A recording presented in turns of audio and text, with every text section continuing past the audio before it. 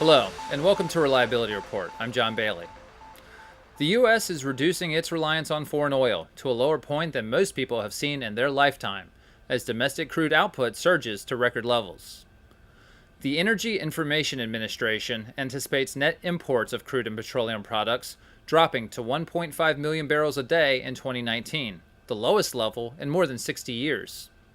The forecast comes as prices near $70 a barrel have encouraged drillers to increase production.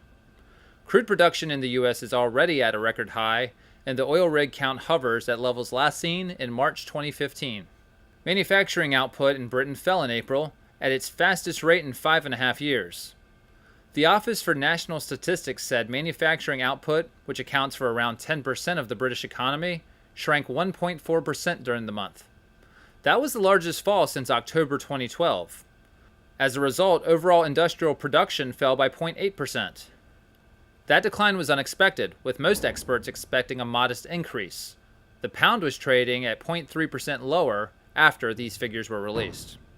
Novelis, a leader in aluminum rolled products, broke ground last month on a new $300 million automotive aluminum sheet manufacturing facility in Guthrie, Kentucky. This new investment, made possible due to tax reform and a favorable economic environment, will create approximately 125 new jobs. Slated to open its doors in 2020, the new facility will have an annual capacity of 200,000 metric tons. It will include heat treatment and pre-treatment lines, which prepare aluminum for use in vehicle parts such as body in white, hoods, doors, liftgates, and fenders. PTC and Rockwell Automation are joining forces in hopes to accelerate growth for both companies. Rockwell will make a $1 billion investment in PTC, and Rockwell CEO Blake Moret will join the PTC board of directors. PTC and Rockwell agree to align their respective smart factory technologies will result in arguably the most comprehensive and flexible IoT offering in the industrial space. On-demand manufacturing startup Fiftive announced that it has raised $15 million for expansion, bringing the company's total funding to $25 million. The idea for Fiftive was essentially an Airbnb for manufacturers. The company matches customers who need rapidly produced parts and prototypes with a network of idle machinery in order to shrink the time it takes to develop a product and get it produced.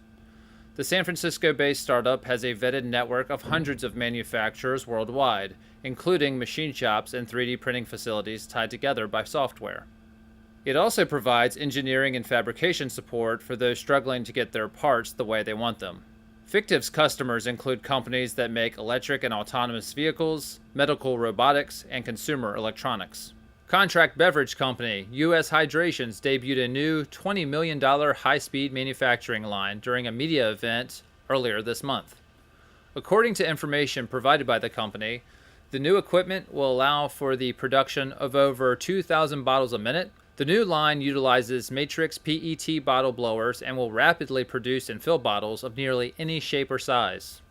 The company's next venture will be to install a state-of-the-art can line in the next year.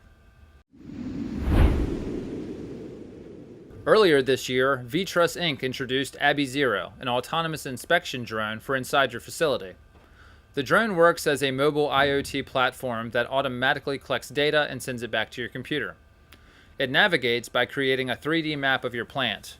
It has a built-in video camera, thermal camera, plus gas and environmental sensors. Abby will make collecting data and inspecting dangerous and hard-to-reach areas a more viable option.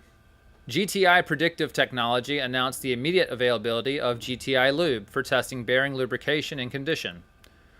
GTI Lube is a simple app for the iPad that uses UE Systems sensor technology to baseline and measure changes in the ultrasound signal to determine when a bearing needs lubrication. GTI Lube includes a calculator for determining an acceptable amount of lubrication for the bearing based on its geometry. This value is displayed on screen when the measurement exceeds the alert level. Users can also enter and display the type of grease for each bearing. Honda is listed as one of the top research and development spenders in the automotive world, and they're using that money to get ready for the future. The motor giant shared publicly that it's using some of this R&D budget to get ready for the fourth industrial revolution by using AI and big data to not only design safer and more personalized vehicles, but also create robots. Honda uses data analytic tools to gain insights it can incorporate into future auto designs. Thanks to the sensors on Honda vehicles and feedback from customers, they are able to make adjustments to the design of their vehicles for things they would have never realized were an issue without the data insight.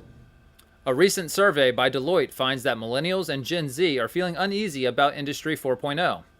17% of all surveyed millennials and 32% of those whose organizations already use Industry 4.0 technologies fear part or all of their jobs will be replaced. Also, fewer than 40% of millennials and 30% of Gen Z workers feel they have the skills they'll need to succeed. These young professionals are looking for guidance from their employers. In their view, businesses are not being responsive to their developmental needs. Just 36% of millennials and 42% of Gen Z respondents reported their employers were helping them understand and prepare for the changes associated with Industry 4.0. A new study shows employment in the manufacturing sector in Indiana is expanding faster than ever before, and the logistics industry is experiencing its second longest expansion in 50 years. The 2018 Manufacturing and Logistics Report Card graded states in 9 categories, and Indiana is one of only 5 states to receive an A overall. Iowa, Kentucky, Michigan, and South Carolina were the others to score the top mark. In individual categories, Indiana received an A in Manufacturing Industry Health, Logistics Industry Health, Tax Climate, and Global Reach. The same grading system had mixed marks for the Alabama scorecard. Alabama experienced a slight decline over the last 2 years. While the CBER gives Alabama high marks for its manufacturing health, worker benefits, global reach, and diversification, the state gets low marks for human capital and productivity and innovation. Alabama improved slightly from D- to D in its productivity and innovation grade, but the state declined from A to B+ in global position and D- to F in human capital. Now let's take a look at a few new facilities popping up around North America. Burloak Technologies announced the establishment of its Additive Manufacturing Center of Excellence in Ontario, Canada. The state-of-the-art facility will open in September of this year and is expected to be fully operational by the first quarter of next year. Anderson Corporation broke ground on a 60,000 square foot expansion of its manufacturing campus in Bayport, Minnesota, at a price tag of $40 million. The expansion will add at least 40 full-time workers. Hyundai is investing $388 million to construct a plant dedicated to manufacturing engine heads and enhance existing operations to support production of new models of Sonata and Elantra sedans. The investment will create 50 new jobs at the automaker's Montgomery complex. SF Motors, an up-and-coming electric vehicle company, is investing $60 million to open a new manufacturing facility in Indiana. The new plant will create up to 467 new jobs by 2020. Defense contractor Raytheon is expanding its radar manufacturing capabilities in Forest, Mississippi. The project is a $100 million corporate investment and will create dozens of direct jobs at the Forest campus over the next 5 years. Southern Current, a leading developer in the solar energy market, is expanding with a new facility in Aiken County, South Carolina. The company is investing $20 million in this latest project. That's your reliability report for June. If you have news you want to share, send us a message at the address on your screen. Also, don't forget to subscribe so you don't miss a broadcast. Until next time, I'm John Bailey. Have a great day.